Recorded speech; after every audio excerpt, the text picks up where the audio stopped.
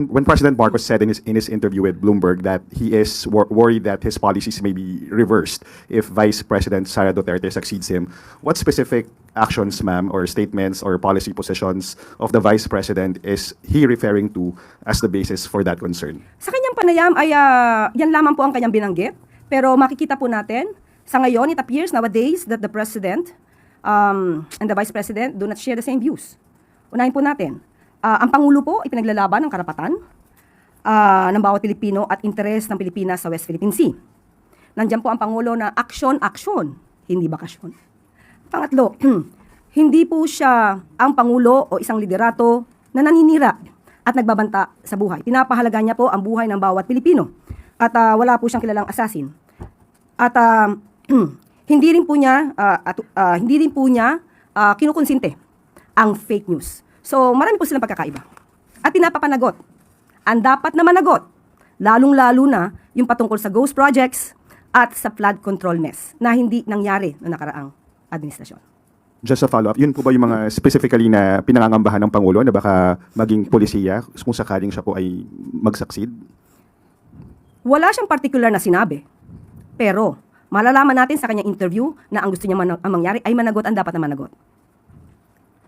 If the President believed running with Vice President Sara Duterte was the right decision for the country at that time, what has changed since then, ma'am? And that makes him worry since she may, reverse the policies nga po? Sa Pangulo na po mismo nang galing at the time ay maayos. Pero hanggang unti-unti ay naiiba nga ang kanilang mga views at mga polisiya. Thank you. Nagtatanong mula kay Julie Bay sa 1PH.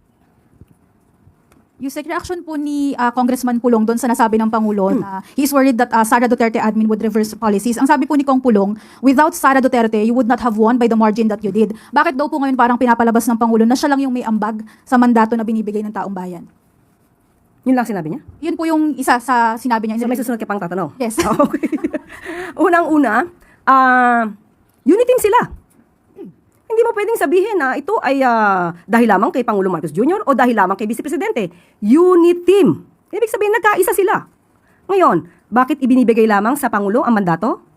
Pangulo po siya eh. Pangalawa, sino po ba nagtatrabaho? At sino po ba nagbabakasyon? Sino ang tuloy-tuloy na nag-aaruga sa ating mga kababayan? At sino rin ba yung tuloy-tuloy na wala sa bansa?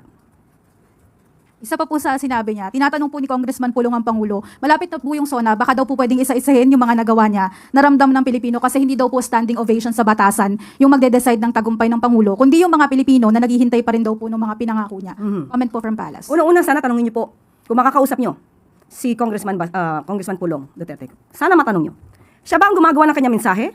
Meron siya bang ghostwriter o meron siyang PR man? Kasi, kung ito ay isang ghostwriter lamang, gagayahin ko na po ang sinabi ng Pangulo. Mas siguro po, mas magandang sisantihin niya na ang kanyang mga ghostwriters or PR man dahil sa mga naisusulat at ipinapalabas lamang itong si Congressman Pulong ay ill-advised. O kaya sadyang ganito lamang na gumagawa lamang ng intriga. So, bakit kailangan pang hintayin ang SONA? Samantalang, kung manunod lamang siya ng press briefing, makikita niya na po kung ano ang ginagawa ng Pangulo. O iisa-isain ko na po, baka po manood po siya ngayon. Una po, pinapapanagot ang Pangulo ang dapat na managot patungkol sa mga katiwalian o korupsyon. Pangalawa, there was already a completion of major phases of National Fiber Backbone Project at na-expand na po ang number of active free Wi-Fi. Nandyan po ang egov.ph, nandyan din po ang massive flagship projects kasama yung Metro Manila Subway. Nandyan din po ang Dalian Train na napaandar, napaayos ng Pangulo na hindi umaandar ng 10 taon. Pinabayaan ito noong nakaraang administrasyon, pero July 16, 2025, napaandar po ito ng Pangulo at ngayon ay pinakikinabangan ng ating mga kababayan. Nandyan din po ang zero balance billing para sa ating mga kababayan sa basic accommodation sa DOH hospitals. At ito ay nais pa pang palawigin sa ibang mga hospital sa LGUs. At mas maganda po sana manood siya ng press briefing, mga news, mainstream, state-owned media. Lumalabas po kasi na hindi siya updated, hindi nagbabasa, hindi nanonood ng news. Nakakaawa naman. Nabubuhay sa dilim, nabubuhay sa fake news, nabubuhay sa sariling imahinasyon.